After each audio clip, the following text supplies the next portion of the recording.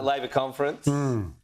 It was threatening to sort of break out into all this debate, but as usual, the closer we get to it, the more arms are twisted in the background. Yeah, look, it's a managed democracy, the Labor Party, like most political parties, but it's not to say people still won't have their say, Tom, and credit to the Labor Party. No other political party, coalition, Nationals or Greens, has this level of openness in terms of letting us all in there and watch them make their sausage, if you like, live.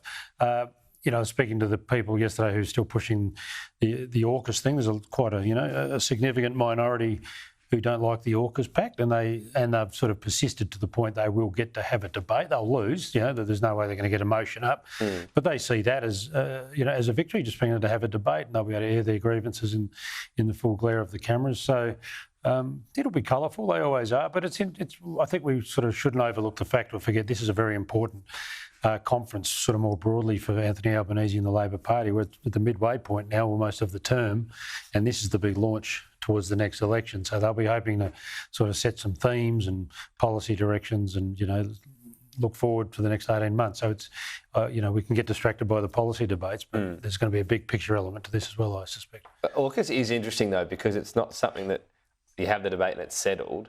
There's many years to when we actually get submarines delivered for this to, blow up as more of an issue. What do you think rankles the most within Labor? Is it the nuclear aspect or this price tag and the extent to which we're sort of all in with the US? I think it's a confluence of all those that aggravate the left. It's spending an exorbitant amount of money on arms. It's the US alliance they don't like. The obsequious nature of the US alliance as they see it. Yeah, the cost, the nuclear aspect, is it a Trojan horse for a broader nuclear industry in this country? All those things, it sort of combines all those pet peeves of the left. I think the other thing to remember is the left actually has the numbers on the floor, but they have to engineer, for the first time, like at least since I think 1980, but they have to engineer a way to defeat themselves so they don't embarrass the government. So it's got its own particular brand of irony. So that would be fueling this sort of, well, it's not really impotence in this stage, but it's self-imposed impotence. Just following the voice, I don't know if this seems unfair. So we've got the Qantas voice launch today, and once again, the key speaker is the PM.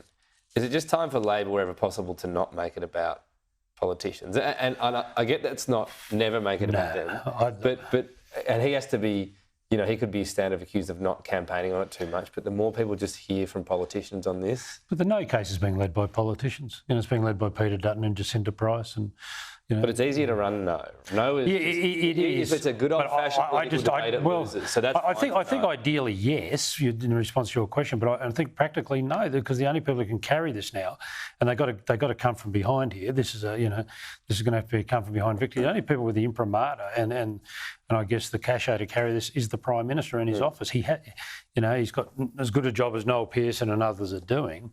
It needs a central figure. And look, Anthony Albanese fired the starters gun on this on election night.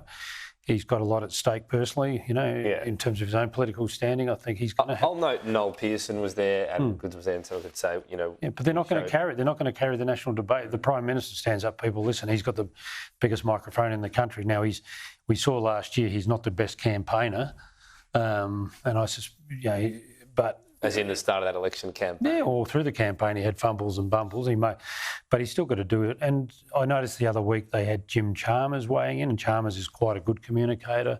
Mark Butler, I think they're going to have to actually sort of broaden it out and get some of the more communicative back sort of front benches, Tanya Plibersek and people out as well. I think Melandiri McCarthy's she's brilliant. I don't know why they don't use her. They should use her more. She'd be a very good foil to Jacinta Price. All right.